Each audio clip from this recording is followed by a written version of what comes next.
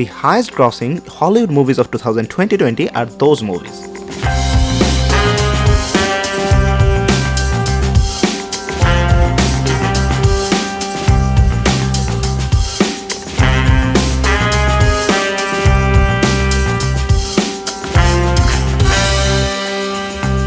Let me start with this.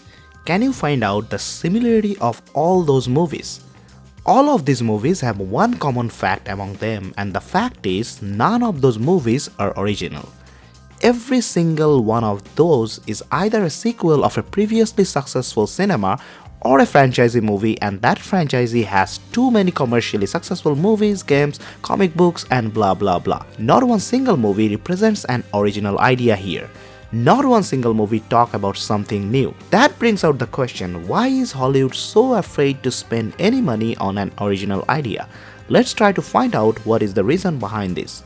If you think this just happened in 2022, then you are totally wrong. The last year before COVID was 2019.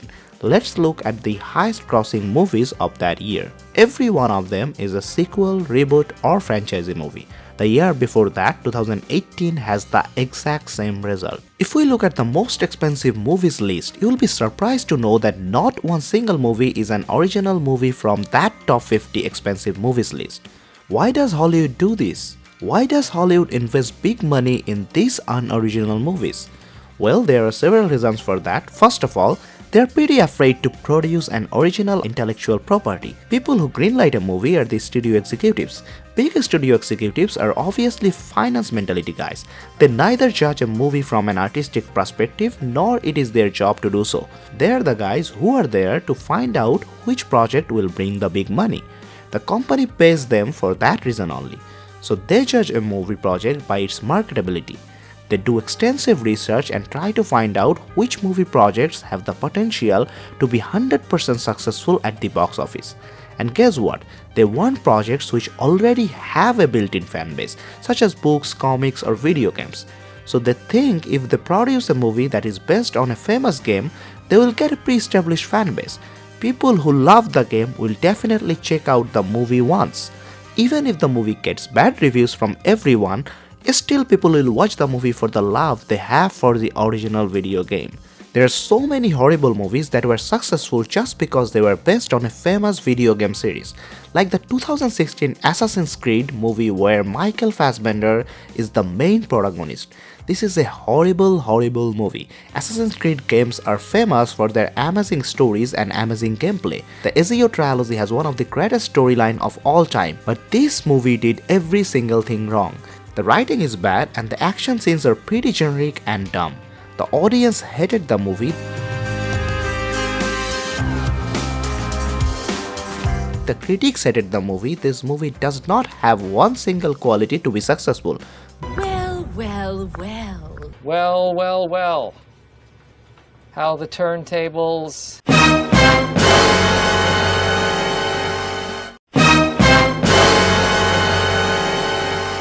This film earned almost double its budget. A horrible bad movie earns almost double its budget. What kind of message do you think it sends to the executives? The result shows that even a bad movie with a pre-established fan base can earn money. So they absolutely don't want any risk while spending a large amount of money on some other unknown project. Let's look at another side of the same story. Hollywood executives love previously successful movie franchises. Some of the biggest movie franchises are Star Wars, Harry Potter, Jurassic Park, etc. Let's talk about two movies from two different successful franchises. Star Wars Episode 9, The Rise of Skywalker, and Fantastic Beasts, The Secrets of Dumbledore. Can you find something common between those two movies? Both of them are from previously successful movie franchises. Those two franchises gave audiences some of the greatest movies in the history of cinemas. Both of those franchises have hardcore die-hard fan base. Those fans love those universes so much that they cannot get enough. They buy merchandise, they post fan theories on Reddit, and they create tribute videos on YouTube to show love towards their favorite movies. When the studio got the opportunity to produce these two movies, they knew those fans would definitely watch those. Those fans will not care about anything the critics say. If those movies turn out to be good movies, that's fine. They will earn more money. But if they fail, that's okay too. There is no risk to produce those movies. So what do you think happened?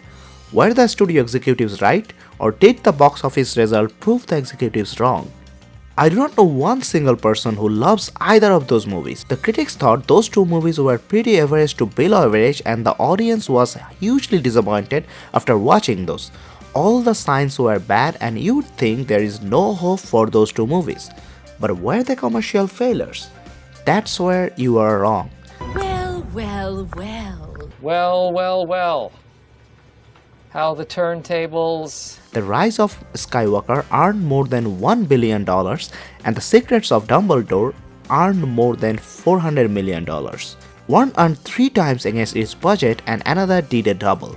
Both of those below average movies did pretty well at the box office just because they have a large fan base. So now, what do you get from my analysis of these 3 movies? What do you think is the main point?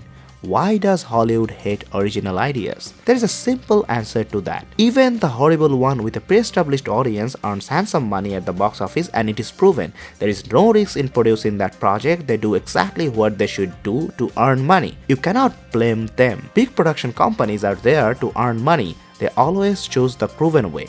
I think the main problem lies with us, the audience. We do not want something fresh. We are too afraid. We want the same old stories. We want the same old ideas. The audience is not ready to receive anything original. If there is an option to choose between an original cinema and a franchise cinema, most audiences choose the franchise cinema. They just want plain simple old relatable movies to watch. When the audience does not want to take a risk by spending $10-20 to watch an original movie, then why should production companies spend 100 to 100 millions to make original one? Is it fair to blame them? Hollywood hates original ideas because we, the audience, hate original content. It is us who should be blamed.